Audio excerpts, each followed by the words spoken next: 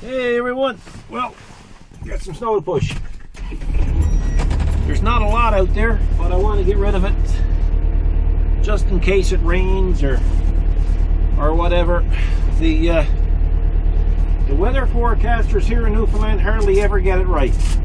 They're the only people that can make $100,000 a year, constantly get it wrong, and still maintain to keep their job. I don't know how that's possible. But it is what it is. So it's a little bit messy out there. It's been blowing, and you probably noticed that that I just put up a video of the Honda snowblower. So we tried that. Tomorrow it's supposed to be sunny, but man, you can't bank on it anymore here. You just don't know. So I'm going to turn on a few lights. Hopefully we'll have our issue straightened out with our sound, with our strobes, and we'll see what happens. So today we're going to be plowing, believe it or not, in high range. In high range on the main shift, but where this has HST Plus will be on the low side of the high side. So we shall see.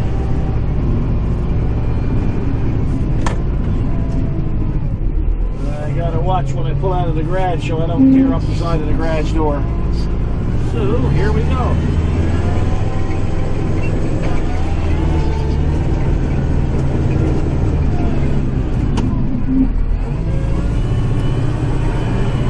Now we're going to plow like I normally plow, with a little bit of speed to it. I kind of got a bit of a rant on the go today. And the rant is all about quality and design. You know, every time you turn on the news, there's a recall of an automobile, or, you know, something could catch a fire. I mean, I own two vehicles right now that are involved in a recall. One is a Honda Goldwing, and they say that the back brakes could seize up on it and actually get so hot it could cause a fire. And they have no fix for it. They just said, bring it into the dealer and we'll check it. Well, Lord almighty, man. I mean, anybody will know when the brakes are sticking, I would assume. But anyway, regardless, they don't have a fix for it. So, what are you supposed to do with your Goldwing? Not use it? So, that's only one example. The other example is, Kathy's got a 2012 Dodge Caravan. She really likes the van, and it is a really good van. It hasn't given us, well, I won't say no trouble. At 20,000 kilometers, we end up had to bring it back to the dealer because the back brake on it seized solid, took out the rotor and the pads. So, but we received a recall in the mail again on that machine. And the recall was that the driver's side door master switch could catch a fire and could actually burn the vehicle out. So that's nice to know, especially if you have your vehicle in the shop, in your shop, stored for the night because you're expecting snow. Well, you burn down your shop or your house and your vehicle, and you lose your life. And so anyway, the recall letter went on to say, bring it in, we'll check it, but we don't have a fix for it yet. Well, God almighty, I mean, here we go again. I mean, what happened to the time when you could buy a vehicle and you could use it and very seldom see a recall on it? You know, here we are in the computer age where everything is supposed to be fast and efficient and designed well, and yet everything is just a pile of crap.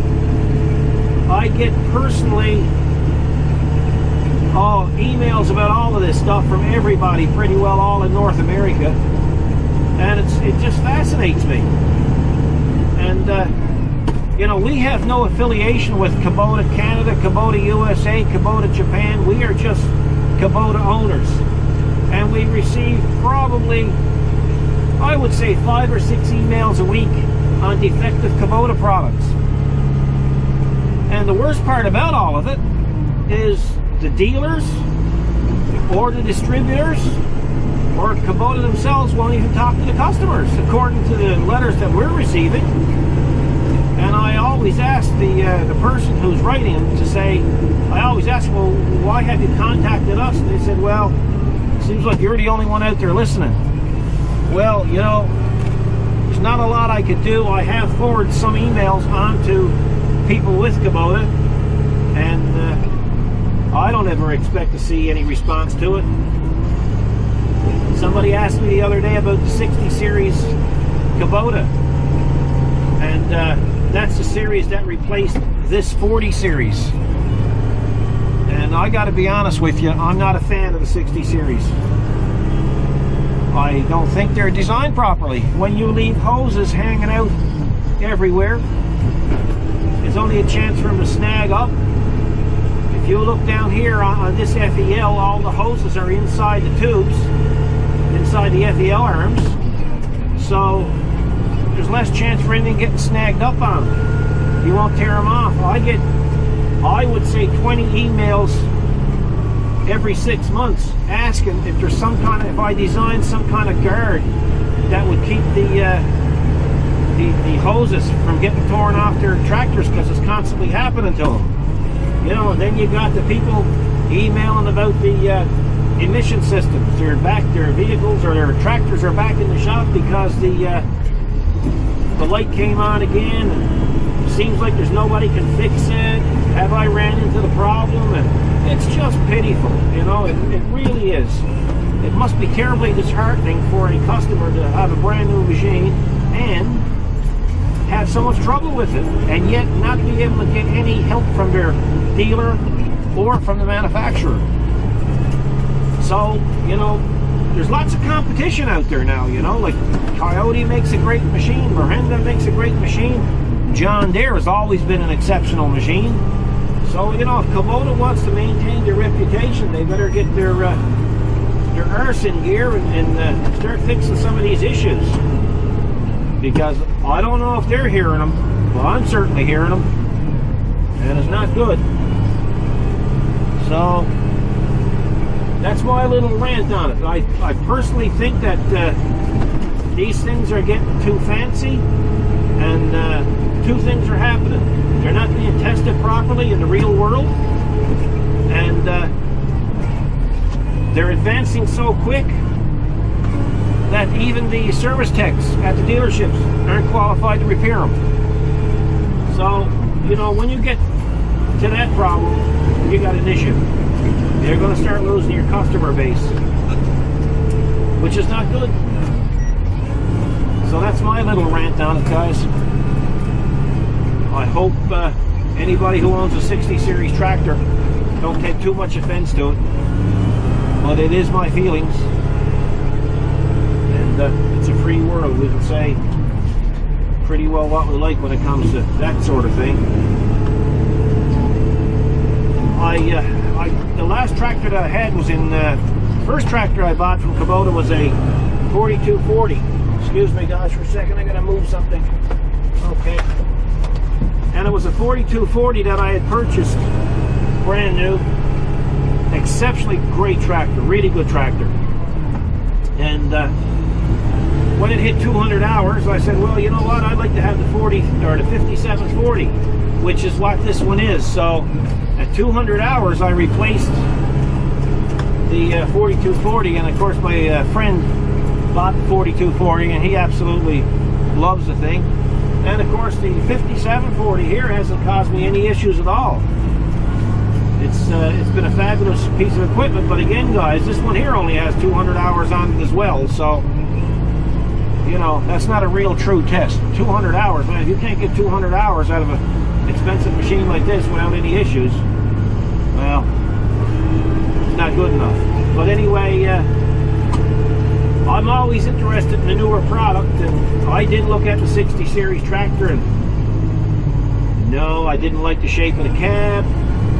I liked some of the new electronics. I liked the fact that you could speed up the idle at the flick of a switch on the FEL here, and of course I will be doing that mod eventually as well. Rather than have to throttle it up, I'll just push the button, and it'll be variable. I'll be able to adjust the different stages of RPM. And anyway, but that's one of the things I like. But I mean, when I saw all those friggin' hoses.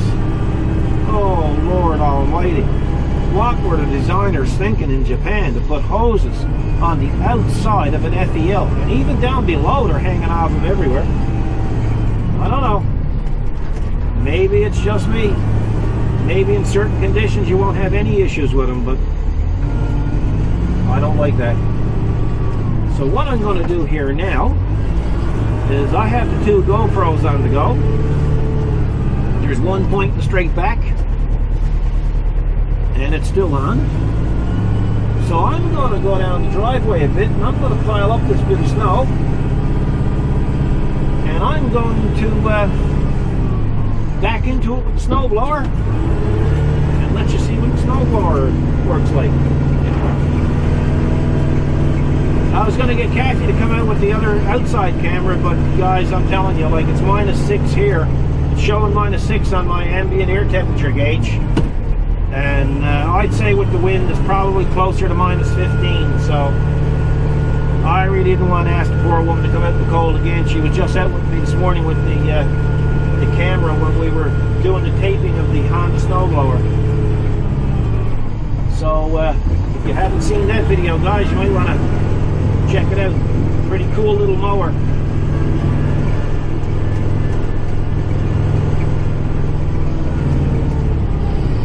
So we're making some changes to our audio. Hopefully this audio will be okay. Like I say, the last one was picking up the strobe lights. So the strobes or the LED, because I got a flashing LED on top of the cab as well, so that might have been some of it. I don't know. But anyway, hopefully audio will be better with this one. And man, can this sucker ever push snow. It's unbelievable.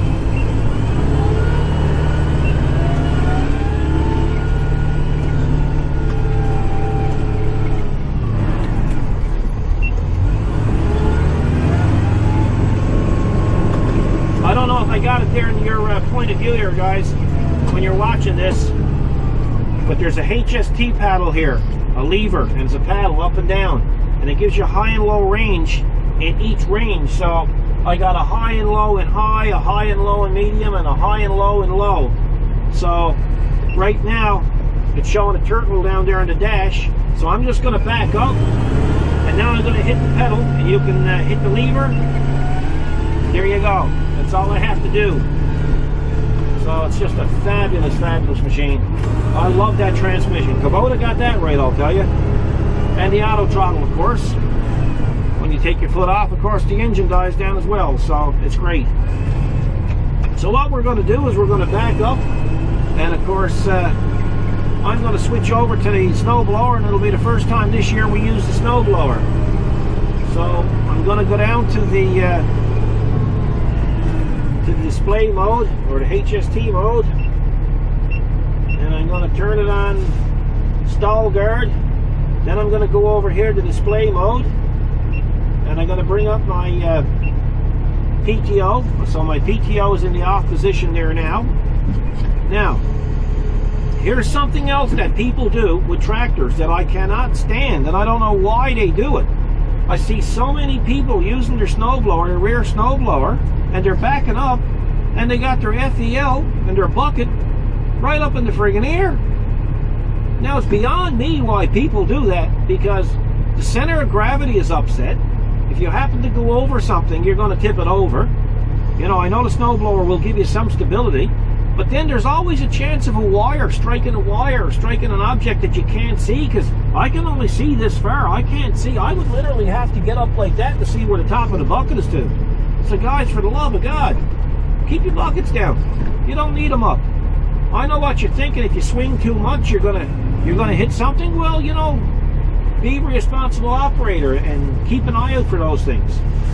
Anyway, that's another little rant. Okay, so I'm going to put down my backhoe. I'm going to put down my snowblower. I'm going to turn on the switch, which is just down below the camera. So now we're going to wind her up. So now she's up to 227 RPM. We're going to bring it up to 540.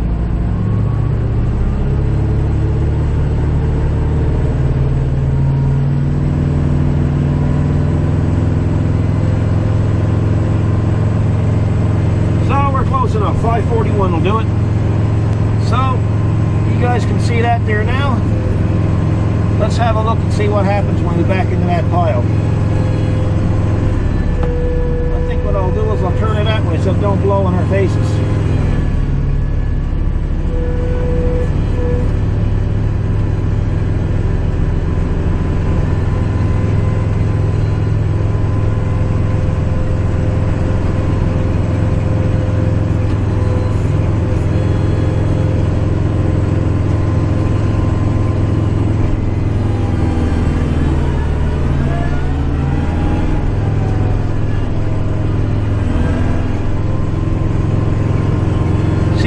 On the ground. Well, that's where the leaves were in the back of the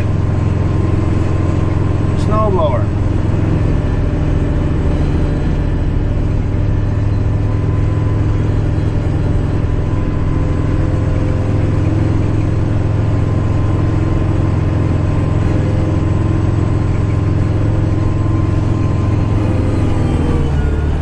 See, by doing it this way, I don't pile up all the snow down in the back on the side of the street.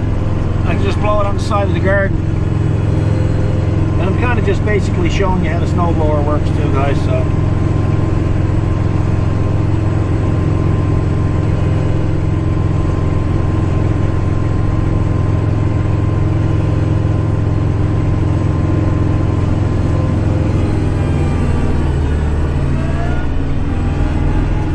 and as you can see, it works quite well. That's it for the snow blower. I'll turn my chute around again. And we can switch over to the front camera.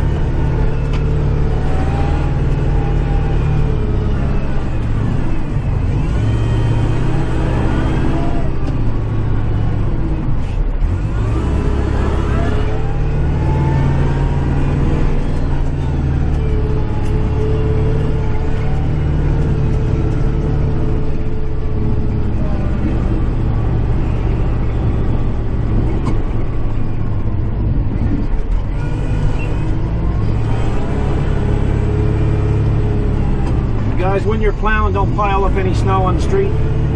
People can get hurt.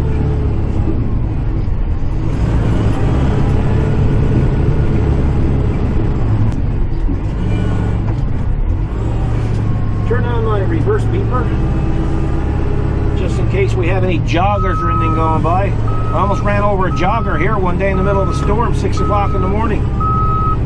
Only for the reverse camera, the backup camera, I wouldn't have seen her. She was jogging along, figured everybody could see her.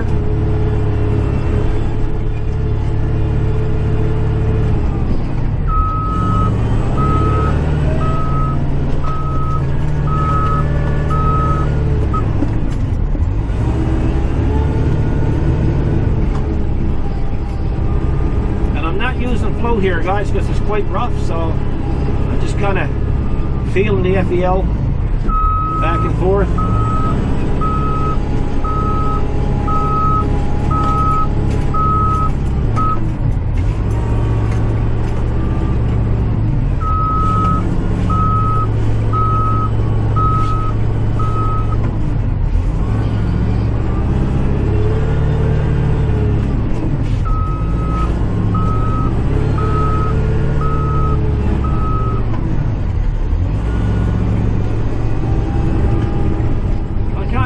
Today, or a head cold. I got the sniffles and the chills, and I got everything. I don't want to say too much or complain too much to Kathy, because I'm afraid she'll get fed up and take me up to the vet and get me put down.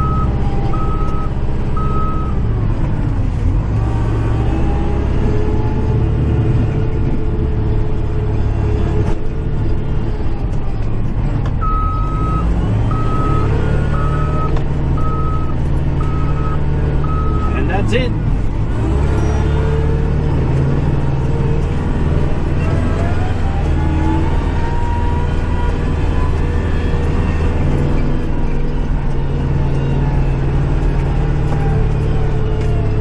This storm is going to get me worse. It was supposed to get worse. I got to pop my garage door open there now. I'll leave the tractor in the shop tonight again.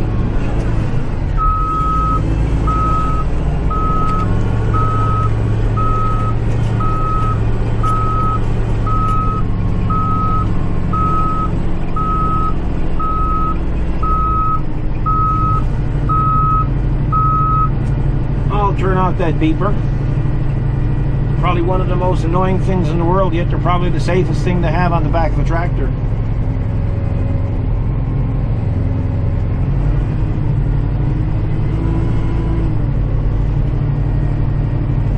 Turn on my backup light there, my big one.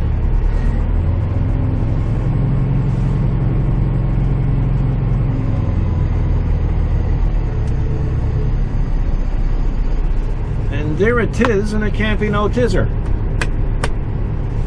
Turn off some switches, turn on the handbrake, park brake, put down the snow blower, tilt the wheel ahead, take off my gloves, give her a few seconds of cool down, although this hasn't been working, so there's no big deal on that. So hopefully we won't get much more snow than this, but I allow tomorrow morning I'll have to go out and just give it another quick flick. Then we got some welding in the shop to do tomorrow, so like I say, it's better to take care of it now. That way you guys get to see another little video. Hope you enjoyed it. Sorry about the rant, but right now there's no one else around here to complain to, so I figure you guys would be it. Thanks for watching, guys. Look after yourself, take care, and God bless.